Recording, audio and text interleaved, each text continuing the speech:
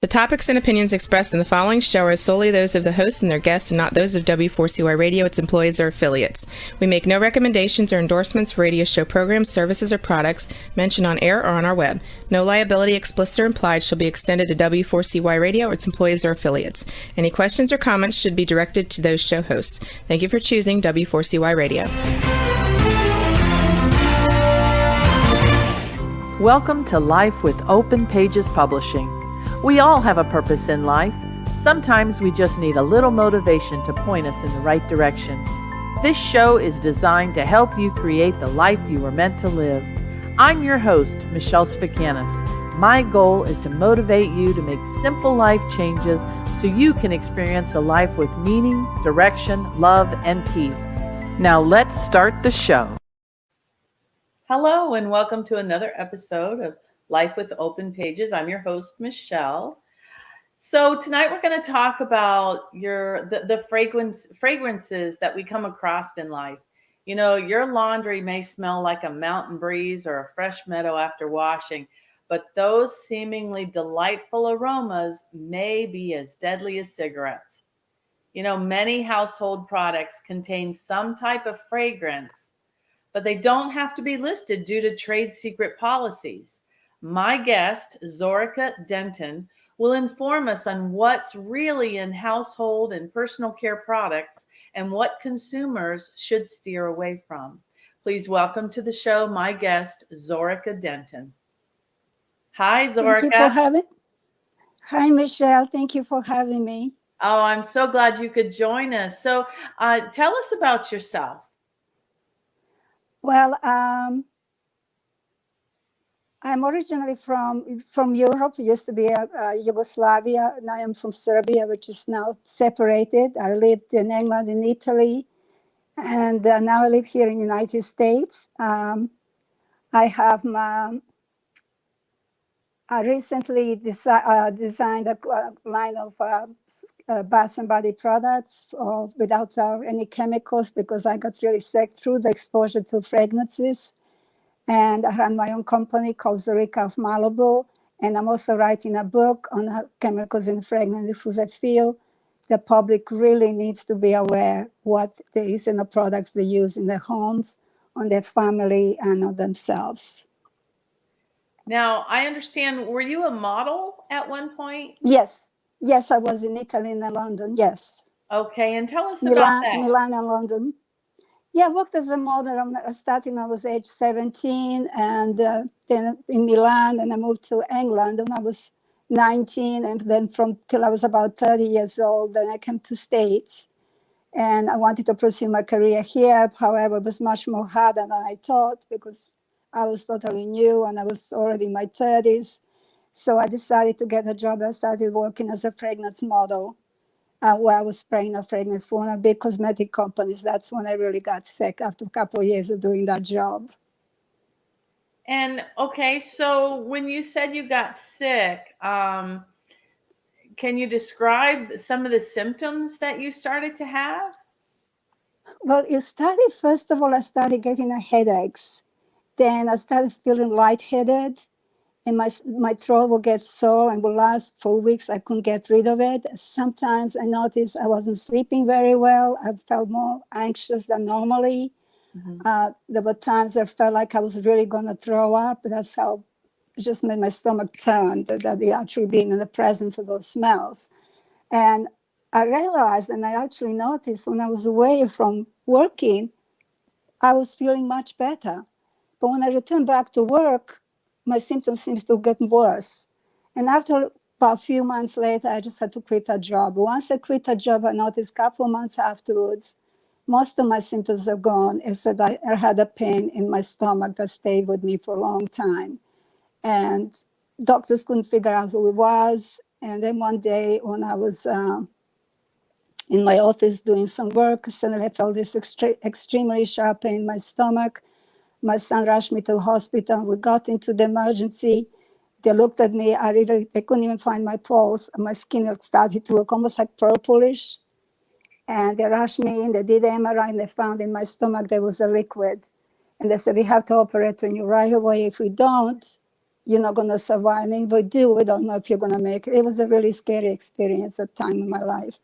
And I was in a surgery for 6.5 hours. Turned out I had a gastric ulcer that burst, and all the poison just kind of started spreading through my body. And I found out that actually two chemicals that are used in fragrances, they can cause gastric issues.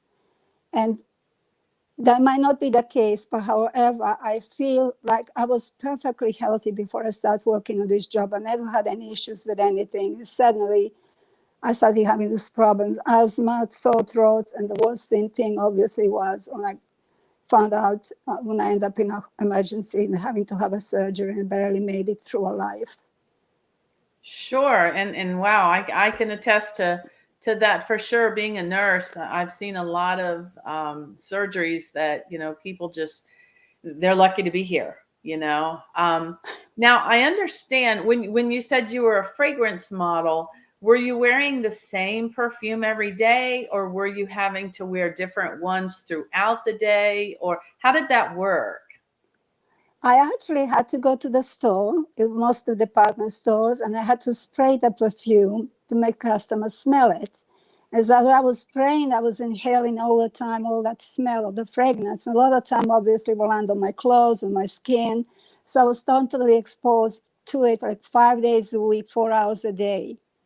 So what I understand from my studying research that's been done, these chemicals that are in fragrance, they can actually absorb into our skin, even absorb into our body through our skin and also through inhalation. But because I was spraying so much and I was exposed to it constantly, it must have really, I got a little bit overdosed on it, put it that way. Oh, wow. How scary is that? I know sometimes I'll walk into a candle store, and as much as I like the different smells, I have to leave after a short time because I get such a headache. Are these Yeah. some of the fragrances that we're talking about? Yes, yeah. Those, unfortunately, we don't know. If you look at the product, if you go to the store, you shop for instance, you're looking to buy yourself a lotion or a soap or a candle, as you mentioned, and you look at the back of the label and you see, it tells you what's in it, and there's a word fragrance or perfume. But what they don't tell you, like you mentioned before, what's really in that fragrance, it could be anywhere to 3,000 chemicals in there. And most of those chemicals haven't really been tested for safety.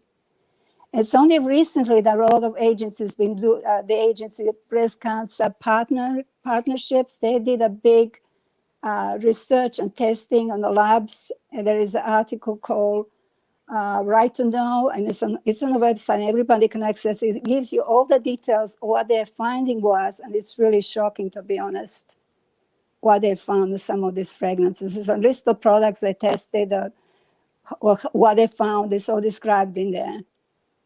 Oh, wow. So you said there could be, from 100 to some thousand different That's chemicals right. in a fragrance, and they don't have to list No. whatever's in there because of trade secret policies.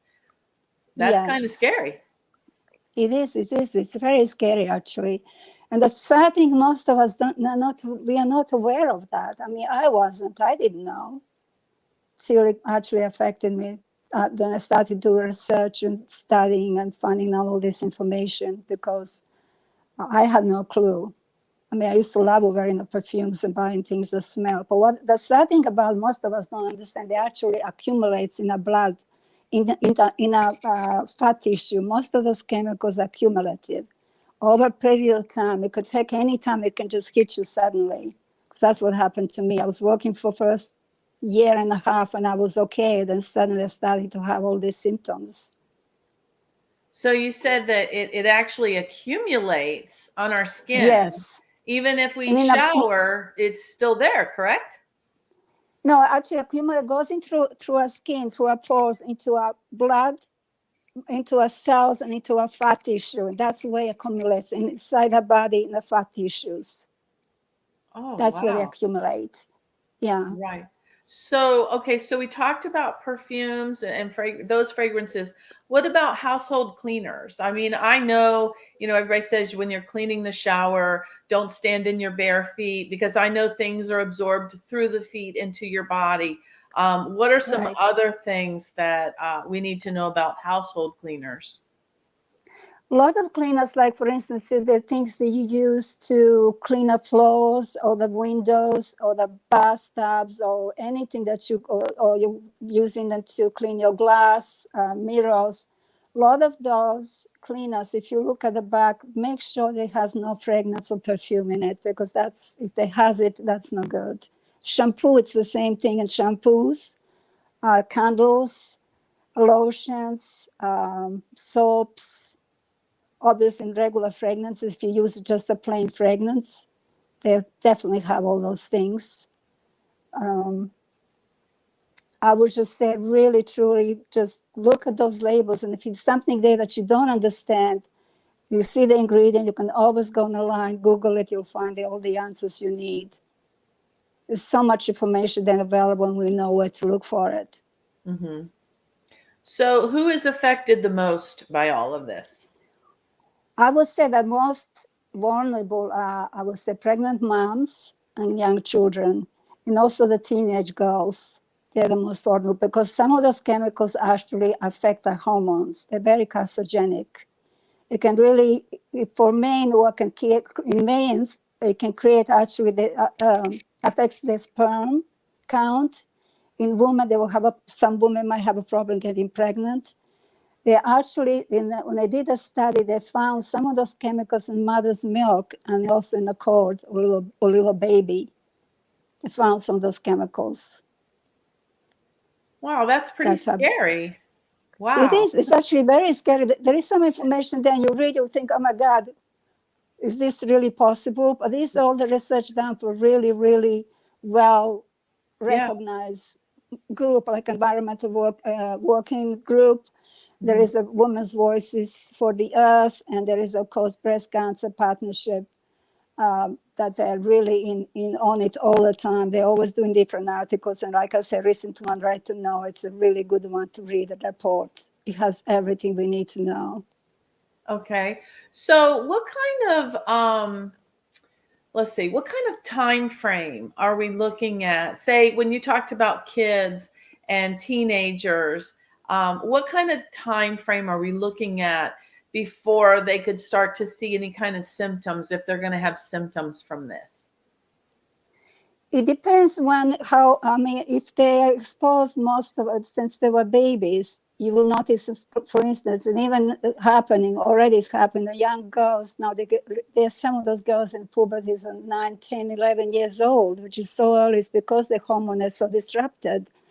There is the girls, because they're exposed, they might later on in life, they can end up getting the breast cancer, for instance, when they're teenage and they're using through life. Like I said, because it's going to accumulate. I mean, they might say, the manufacturer might say, well, it's only a small little amount. Yeah, the small little amount, that's fine. I understand that part. But if you continuously use it every single day on a regular basis, that's going to accumulate in your body, and then suddenly, out of nowhere, it's just going to hit you. Okay, so how long have you been studying this? About 10 years now. It's been 10 years since my incident with it, and I've And started. mhm. Yeah, I started doing all research, and like I said, most of the things really you can find them there on the line. But it took many, many hours going through all different articles and taking the notes. And I just felt people really need to know, because if we don't know, we're going to continue doing what we're doing, and we might wonder, wow, why am I sick? Why is my child sick? Or why am I having a headache? Why am I feeling so nervous all the time? Stuff like that can affect us. Obviously, each one of us is affected different way. It doesn't affect everybody exactly the same. It really depends on us, our own bodies. So it almost sounds like, though, even with some children, it kind of sounds like kids could be misdiagnosed. Um, Oh yeah, I know some, one of my customers has a 6-year-old that has asthma. And I met her one day. I was in one of the stores, and I met her, and she told me she has a sick. Her boy was at 5 years old at the time. He said he has asthma. I said, "But what do you use when you wash his clothes? Do you burn any candles in the house? Do you use any room fresheners?" She said, "Oh yeah, I love burning a candle." I said, "Well, what kind of candles?" Most of the candles have fragrance. There's some few between that you might find that have essential oils, which are obviously much more safe alternative, but Mm-hmm. most of them are fragrances. She said, "Oh, I like burning the candles and I like using room freshener." I said, "But maybe you should try to stop using that for a while and see how things go." And about, I think must have been maybe 2 months later, she came back and she said to me, "You know what? My son really is feeling much better. He still has it, but it's not as bad attacks as he used to get them." So that for me really made me realize that really there is something to it, to what they're saying. Right. So after you had your surgery and you researched and realized a lot of this was affecting you, what are the after effects? What do you have any lingering after effects, or is everything good now? How are you now? Right now, I'm much better as long as I stay away from anything that has a fragrance. I have to use everything, most of the things for myself. I make it myself. If I want something to smell, I get essential oils I put in it. Like in laundry detergents, I will use unscented, and I will just add a couple drops of oil, depending how I would like my laundry to smell Hmm. into laundry, and I use that. I avoid anything to do with fragrances. I don't burn the candles. In the room fresheners, I make my own. The lotions and personal care stuff, I make it all myself. I can't be nowhere near the fragrance. I stay away from department stores. Like if I walk through it, it's like, oh my God. Sure, sure. But essential oils, they're lavender, they have a fragrance. So how is it that essential oils don't bother you? The essential oils are made naturally. They come from a flower, like lavender comes from lavender flower, and it's been cold pressed, which is a method they make the essential oil. It's just the water, steam, and the flower itself. So the product itself is natural. It has no chemicals added to it or anything to it. Same thing, like, but there are some essential oils that could be a little toxic, depending how they're processed. That's a totally different subject we could talk about. Hmm. It depends how you process. Some of them use solvents, which I wouldn't recommend to use a particular oil. And there is, of course, when you like some oil, you can always research. Like I said before, if such and such, say you like lavender, you can ask the question, like, is lavender toxic? Hmm. I would never recommend anybody to put oil, pure undiluted oil, directly into their skin. Don't do that. Always dilute your oil, essential oil, with either a carrier oil, like a jojoba oil, Hmm. or you can also put a few drops in the water and just spray around. That's also another way to use them, but never apply directly to the skin. Okay. So I do have a question. I was thinking about, all the baby products, and some of them smell very nice. And of course, Johnson and Johnson has the lavender bath stuff. How safe is all of that?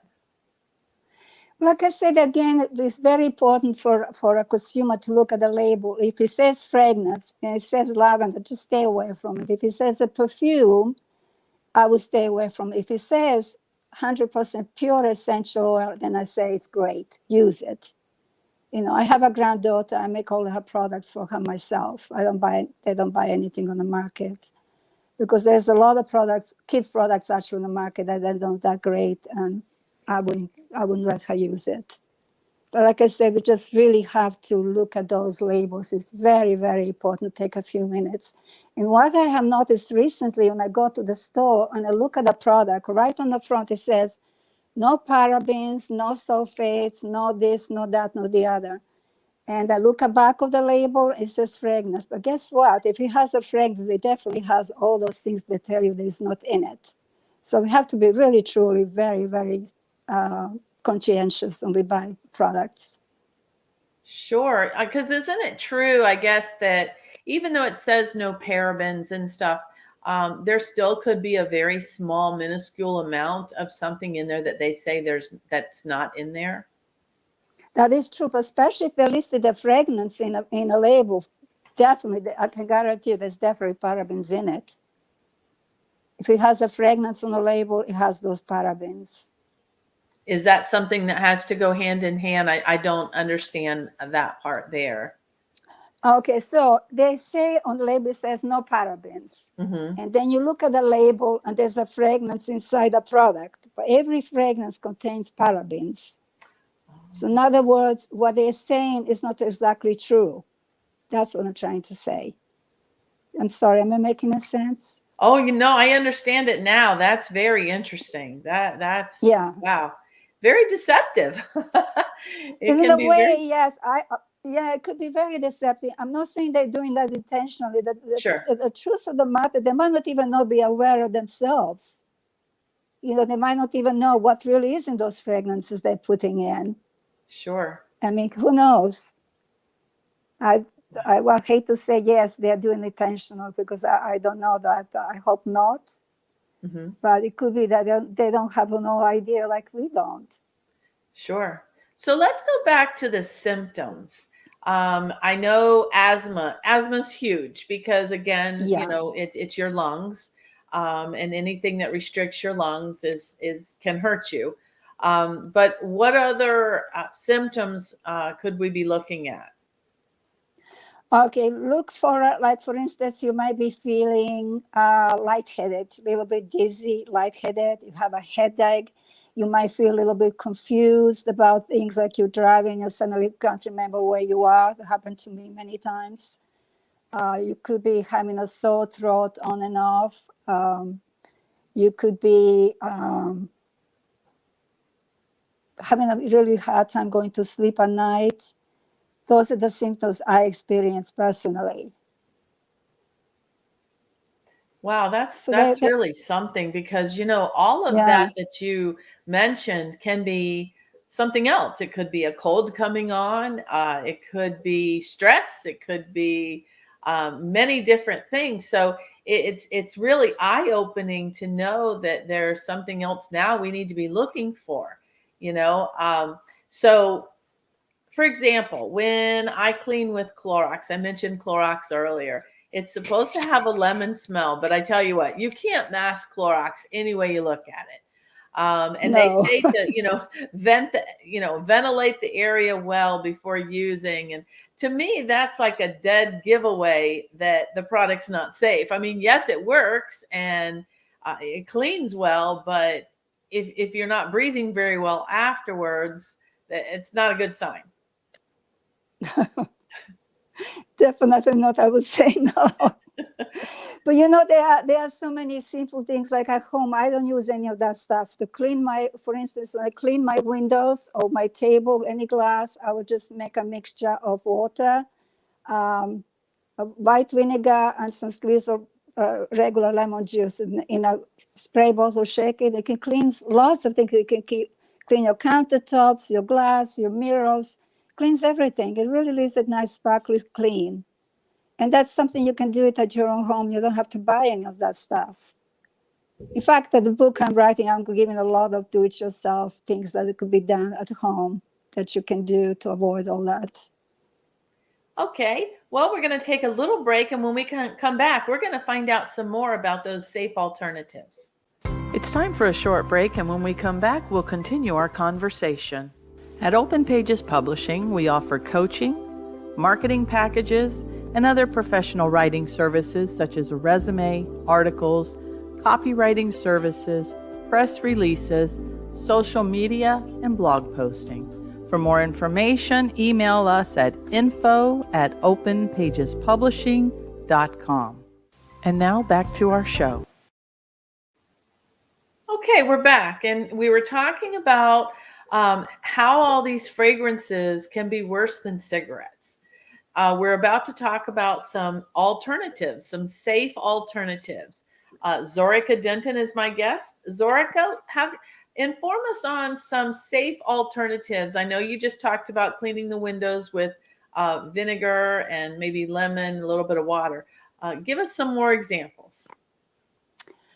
Okay, if you want, like for instance, a room freshener, that's another thing that a lot of people use in their homes. That they really they're made out of fragrances. Most of them, especially the plug-ins, they plug into a walls. The way to make your room smell nice and clean, you can always, like I said before, make your own room freshener. Just get some regular glass or plastic bottle with a sprayer. You add, say, 10 to 15 drops of oil. You can use a lavender or lemon or rose geranium. Those are good oils and safe oils to use. And you add the water, shake, and you can just spray around the house. The only difference is when you use anything natural, like pure essential oils, they don't last forever. Their scent doesn't last as long as when they use the chemicals, because some of those fragrances contain a chemical in them that actually make them stay strong and last a long time. So the only disadvantage with the natural product that you make yourself, you have to do it, spray it more often. That's, for instance, if you're doing a room freshener, or if you want a room on pillow spray, or if you want to, like, for instance, your disposal got clogged or your sink got clogged. That's another thing. I never use any of those chemical stuff. I just put a baking soda in there, follow up, pour some vinegar in it. You let it sit for like 15 minutes and then just run over the hot water. It really unclogs your sink very easily, very quickly, without you having to put that horrible, smelly, toxic stuff that's on the market. Okay, what about laundry detergents? Or The what laundry about that those fabric softener sheets? Talk to us about those. I would never use those. Those are filled with chemicals. Those are the worst. Like I said before, the best thing to do if you really want your clothes to smell nice, once your laundry is in a cycle or rinsing cycle, just stop. What I do, I stop the laundry. I get my oils and drop the probably 10 to 15 drops, depending how big is my laundry. And it goes into the clothes and it comes out smelling nice and clean without any of the side effects. And if you're using a detergent, if it's unscented, you do the same thing. So is there any replacement for the dryer sheets? I know a lot of people just love their, everything to be so soft and smell I nice, but is there an know. alternative?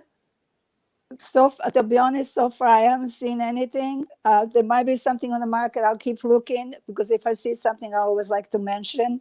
But so far I haven't seen anything that's been made without a fragrance on the market. That's why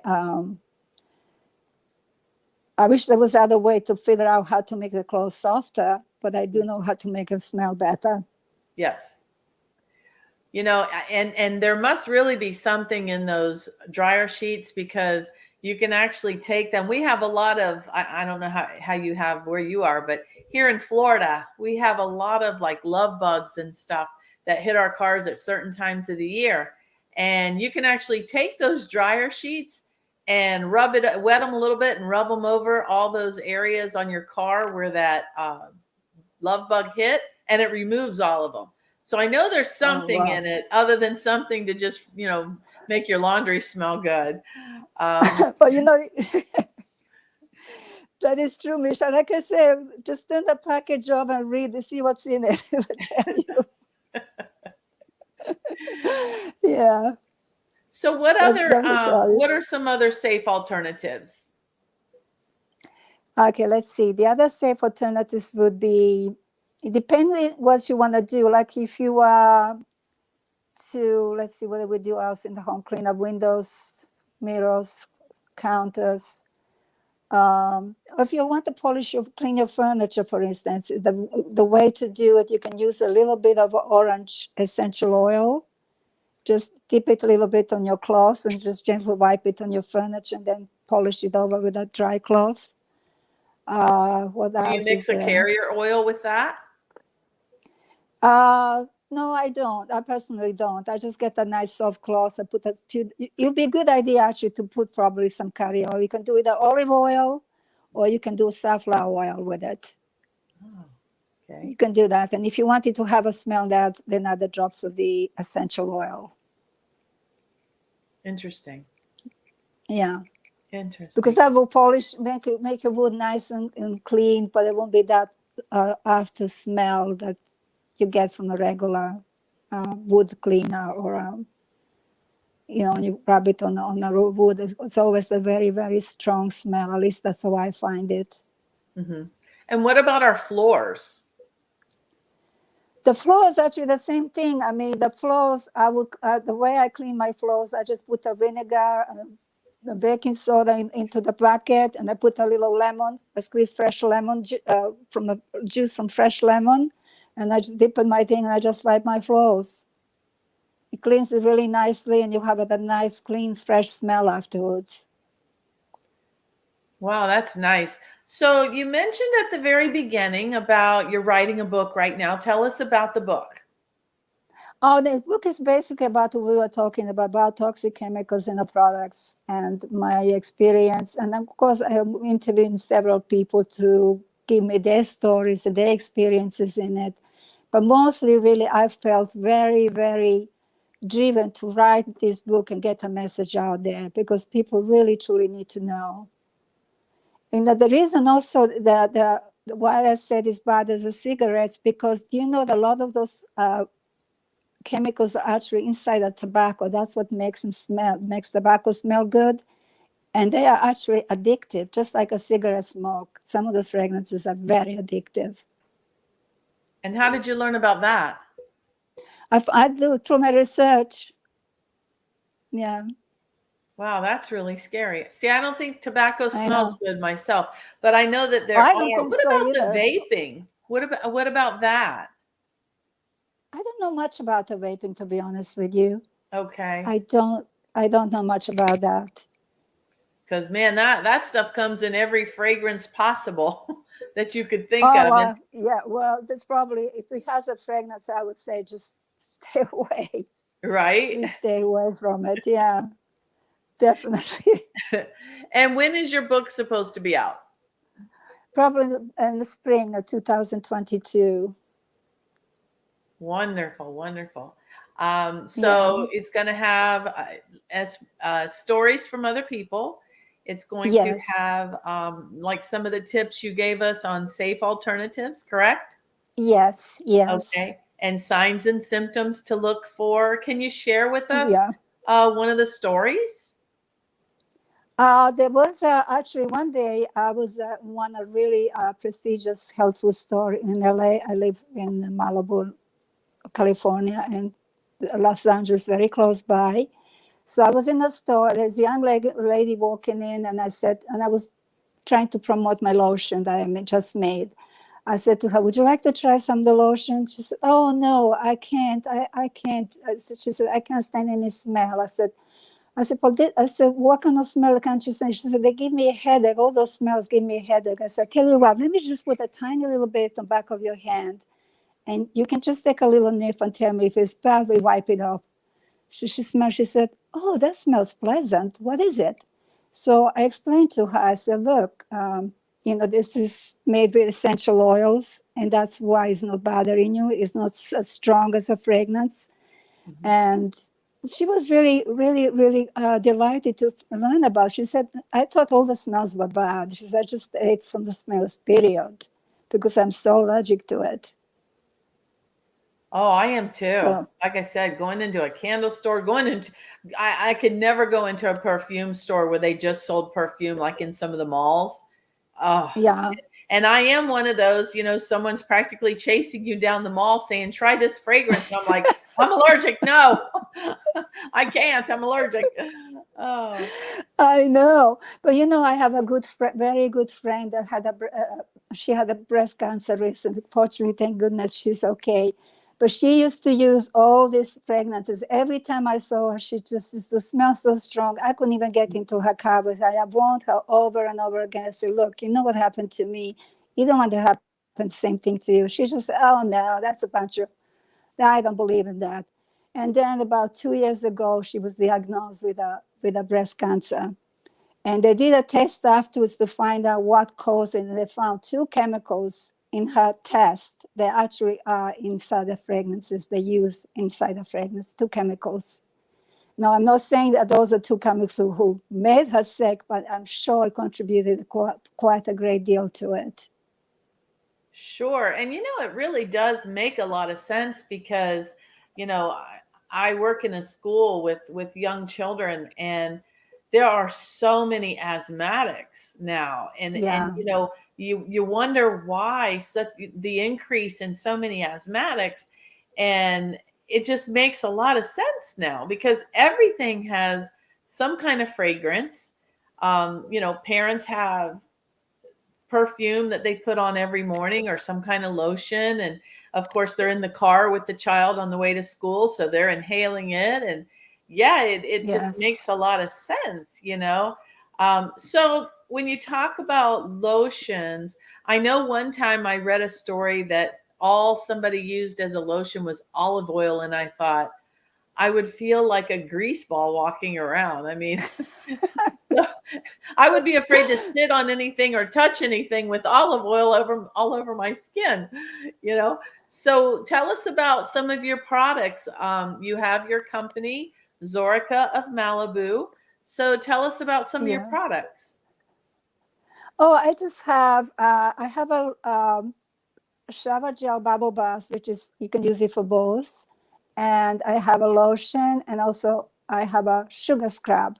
And a lot of those products actually I make myself, and they're all freshly made. I get the raw ingredients and I put everything together myself. So, and they're scented with the pure essential oils. The only three oils actually I use. It's a lavender, grapefruit, and rose geranium, and sometimes vanilla. Those are the only oils I use in my products. I don't have an extensive line. It's very small. It's just what you need. I figure out this is what I use. It works for me. I'm sure it will work for a customer. And then also have a skincare line, which is very simple, natural, clean products. Mhm. Um, I believe in simplicity. I think less is more, quite honestly. Absolutely.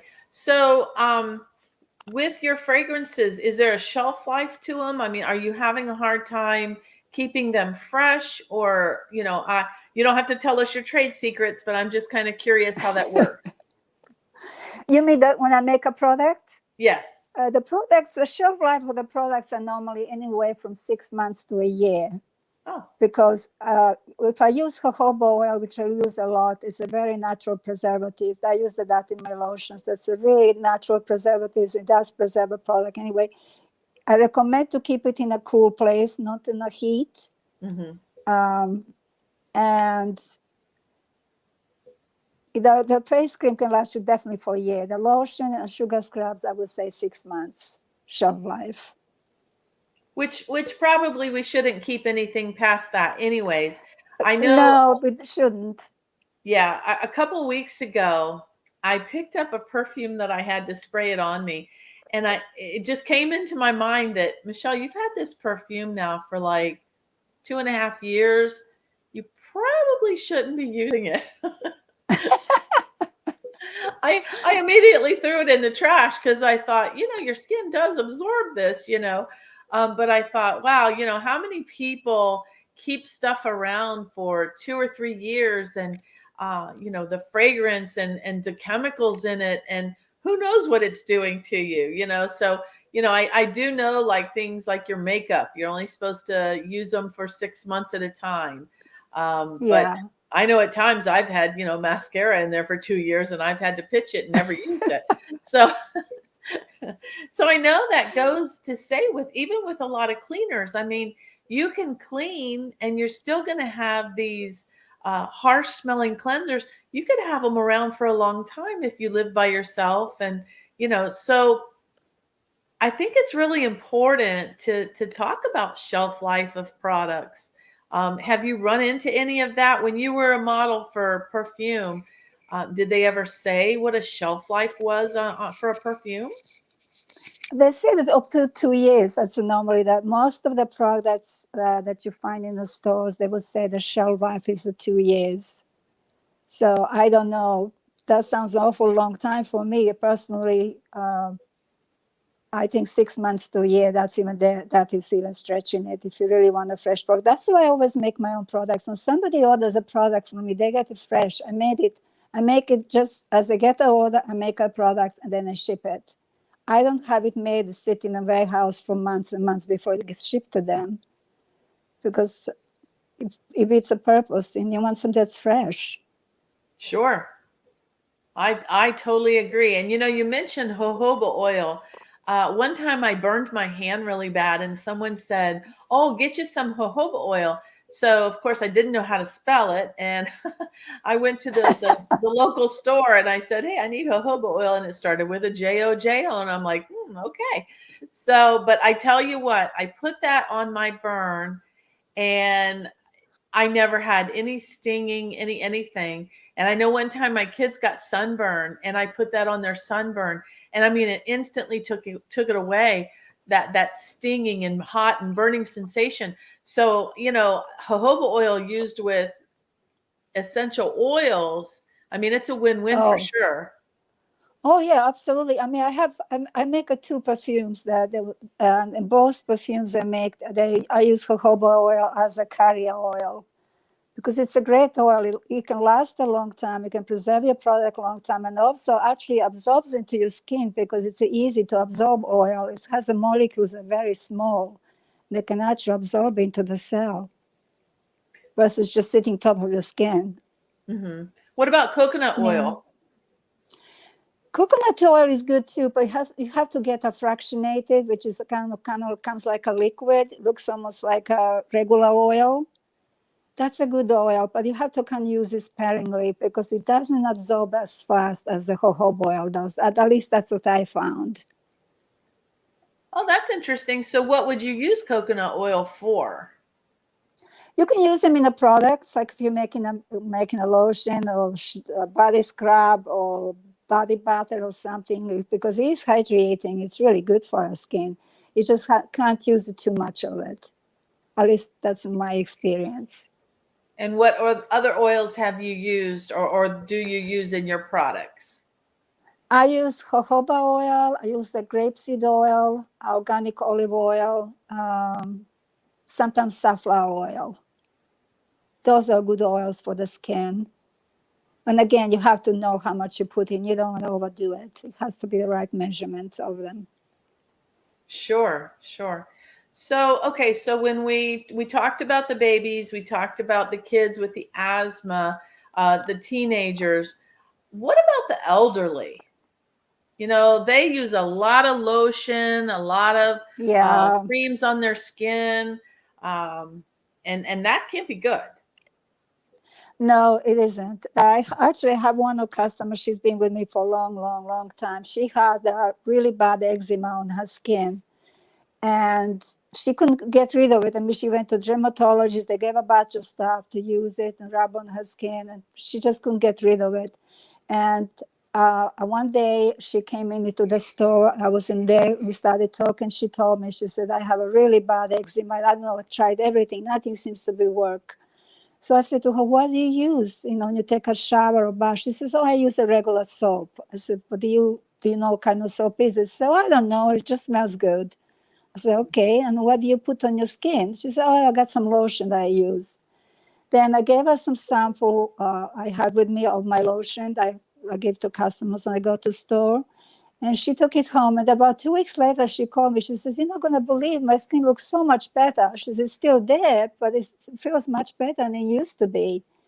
So what got to, because all the ingredients that were there, it's just like jojoba, olive oil, grapeseed oil, avocado, shea butter. Those are all the great ingredients for the skin. But like I said, if you know how to put them together, it really is amazing what can it do for your skin.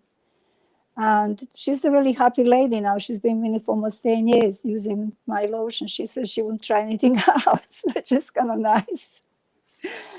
That's great. Yeah, I have eczema, and I tell you, it can be very frustrating when it flares up, and it can be very painful, and embarrassing because you have these big red rashes, and everybody looks at you like you've got some terrible disease, but it's just eczema. But yeah, as a nurse, when we started having to wear more gloves and wash our hands more often and use that hand sanitizer, oh, the eczema on the back of my hands flared so bad. My skin was cracking and peeling and bleeding. and I was Oh, just in wow. so much pain, and it was really hard to deal with.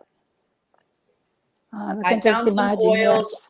I did use some oils, and it did help. It helped a lot. But and like you said, it took a little longer than the medication, the antibiotic that the doctor gave me to put on there. But I tried that antibiotic. I put it on my hands, and just the thought of that being absorbed into my skin, not knowing what it was, scared me so bad that I stopped using it. and and that's when I switched over to some oils, and now it feels much better. It looks much better, but I have to be careful not to use any kind of hand sanitizer whatsoever. Yeah, because they contain so much alcohol in them that really is very, very drying to our skin. Yeah, can Yes. imagine. So tell us. I know as you've been talking, we've been broadcasting your email and your website across the screen, but go ahead and tell everybody how to get a hold of you. The best way to get hold of me, really, just send me email to info@zoricafmalibu.com. If you have any questions, or if you like any of the recipes for anything you need, just please let me know. I'll be happy to send it to you. Okay. And what is your turnaround time on placing an order?